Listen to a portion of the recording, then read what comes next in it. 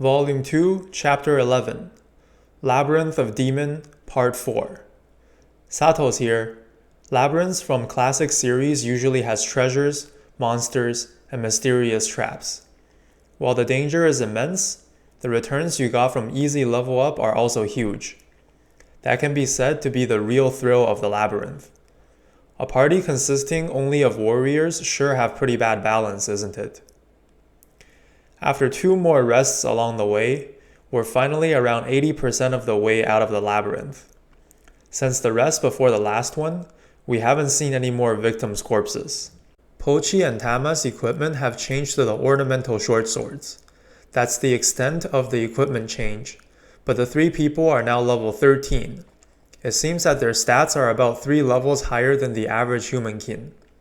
Pochi has enemy search, throwing, dismantling, and short sword skills. Tama has dismantling, collecting, and short sword. Lisa has cooking, dismantling, spear, and thrusting skills. It can be said that their strengths are now worlds apart from when I first met them. If the enemy has no abnormal status attacks, then even if it's level 20, the 3 can handle it.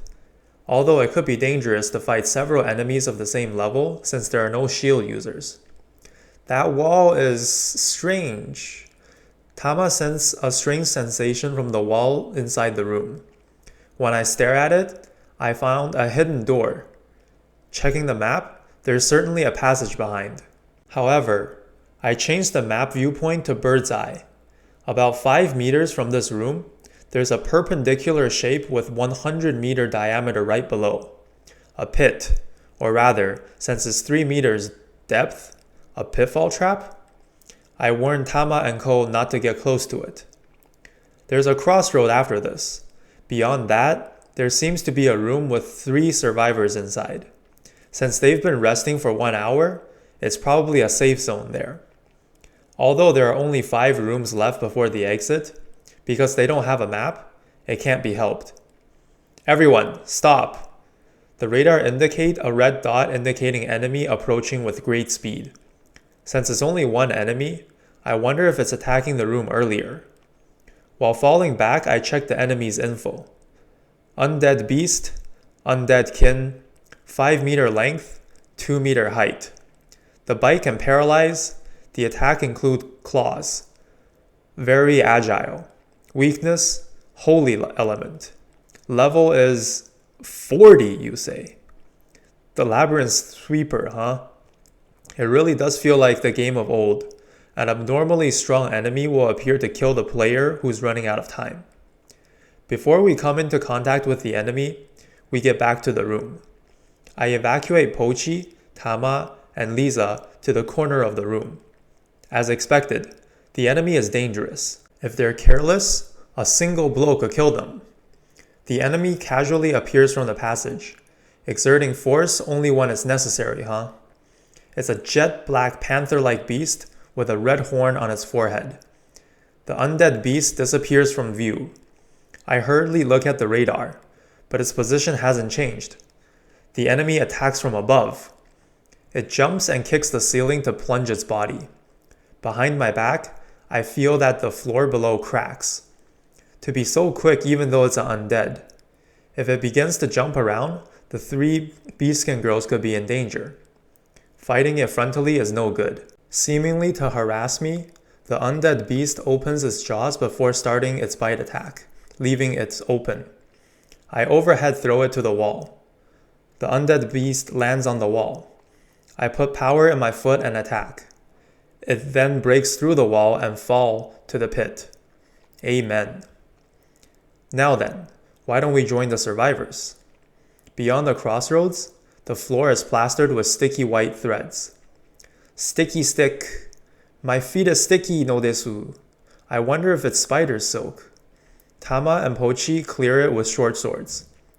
In the room, there are 7 cocoons. The 3 survivors are among them. We should rescue them while the spider is gone. When the person inside the cocoon realizes that we're closing, they begin to wriggle. Just in case, I check the contents inside before we help them. Nidoran, slave trader, 40 years old. Level 11. Negotiation, torture, and arithmetic skills. Viscount Jin Belton, noble, 33 years old, level 15. Fire magic, flame magic, and social skills. Viscount's daughter, Tana Belton, noble, 14 years old, level 3. Social, etiquette skills. The Viscount is good potential force. Even so, why was a noble in that square? We're splitting the work to save them. I handle the Viscount, Lisa the daughter, Pochi and Tama are responsible for the trader. Halfway through the rescuing, a spider coming from below are perceived by the radar. Just like the undead beast earlier, there seems to be a pit here too. It's the enemy. Pochi, Tama, Lisa, stop the rescue for a moment and prepare to intercept. The Beastkin girls ready their weapons for interception. After a series of battles, these cooperations are to be expected. Fortunately, the victims' mouths are clogged up. A blessing in disguise. No noisy things are good. A spider is crawling out from the hole on the ground. First, I hit his head with stones to deprive it of its consciousness. Then Lisa skewers its head with her spear, while Pochi and Tama slice the joints of its body. I thought it died with the first attack, but to not die even after its head has been pierced, truly a monster. Lisa perceives the overhead sweep of the spider's leg. Pochi and Tama slice and dice with the short swords during that gap, shaving off the spider's health. Since it seems that it would take some time, I throw a pebble in secret to give the finishing blow. I leave the Magicore recovery to Tama and get back to rescuing with the other members. I'm saved! I come from the distinguished family of the founder Yamado-sama, the current head of Belton Viscount, Viscount Jin Belton. Expect rewards after we get out of here. Thank you very much, Viscount-sama. I'm Sato, a merchant. Just as we finish introductions, the Viscount saving is finished. The Viscount goes to her daughter's place, takes the knife from Lisa, and continues the rescue by himself. Is it because he doesn't want demi-human to touch her daughter? Or because he's thinking of saving her himself? Thank you for saving me. I'm Nidoran, a merchant. I'd be disliked by the girls, since I deal with slave trading. I'm a fledgling merchant, Sato. A merchant, is it? I thought that you're surely an adventurer. While listening to Nidoran-shi, I present him cold waters. Do you know about adventurers? Yes. It's explorers in Shiga Kingdom, isn't it? Killing demons in the labyrinth, salvaging magic cores and treasure. It's a high-risk, high-return job. Tama returns with a magic core and I receive it. Putting aside the size of the magic core here, probably because the labyrinth is young, its purity is low. According to Nidoran-shi, refined magic cores are used in the creation of magic tools, and the higher the purity, the more efficient its magic operation is, resulting in more advanced magic tools creation. Still, it was a brilliant cooperation. The training was certainly long, isn't it? Such good slaves can easily fetch 20 gold coins each. I'd love to deal with you even once. It seems to be better to not tell him that they're not officially my slaves, since it looks like it just come back at me. I'm leaving Momento's recovery from the cocoons to the Beastkin girls. I pass food to Viscount Belton and Nidoran. Of course, it's not the frog meats. The Viscount hardly eats even while complaining the poor foods. The Viscount's daughter only eats the cheese and sips the water. Surely, she's exhausted. 3 rooms left before the exit. The Viscount has been shouldering the Viscount's daughter this whole time. Should I carry her on my back? I suggest that, but it was rejected.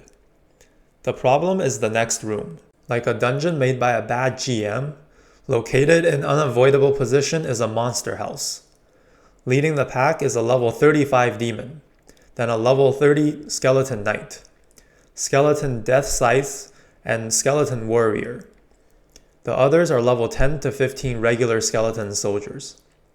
Should I change job to the masked hero?